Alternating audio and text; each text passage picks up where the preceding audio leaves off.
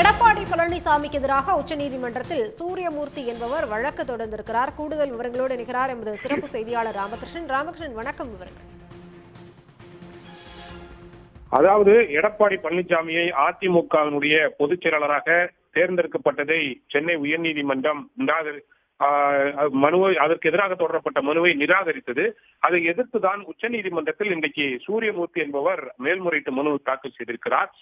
அதிமுகவினுடைய முதன்மை உறுப்பினர்களால் நேரடியாக தேர்ந்தெடுக்கப்படுவதற்கு பதிலாக கடந்த 2022ஆம் ஆண்டு பொதுக்குழுவால் கட்சியினுடைய பொதுச் செயலாளராக எடப்பாடி பழனிசாமி தேர்ந்தெடுக்கப்பட்டதை எதிர்த்து திண்டுக்கல்லை சேர்ந்த சூரியமூர்த்தி என்பவர் தான் சென்னை 4வது உரிமையியல் நீதிமன்றத்தில் வழக்கு தொடர்ந்திருந்தார்.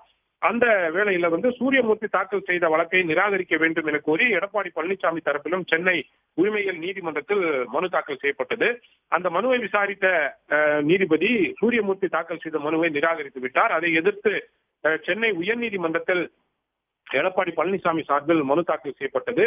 அந்த மனுவை விசாரித்த நீதிபதி சென்னை உயர்நீதிமன்ற நீதிபதி எடப்பாடி பழனிசாமி தாக்கல் செய்த மனுவை விசாரித்து சூரியமூர்த்தி தாக்கல் செய்த மனுவை நிராகரித்து அவர் எடப்பாடி பழனிசாமி தாக்கல் செய்த மனு மீது அதிமுகவினுடைய உறுப்பினரே இல்லாத ஒருவர் எப்படி இந்த விவகாரத்தில் தலையிட முடியும் என கூறி எடப்பாடி பழனிசாமி தேர்ந்தெடுக்கப்பட்டது சரிதான் என்று தீர்ப்பளித்தார். அதை எதிர்த்துதான் உச்சநீதிமன்றத்தில் இன்றைக்கு சூரியமூர்த்தி மனு தாக்கல் செய்திருக்கிறார். அந்த வழக்கு என்பது விரைவில் விசாரணைக்கு வரும் என்று எதிர்பார்க்கப்படுகிறது.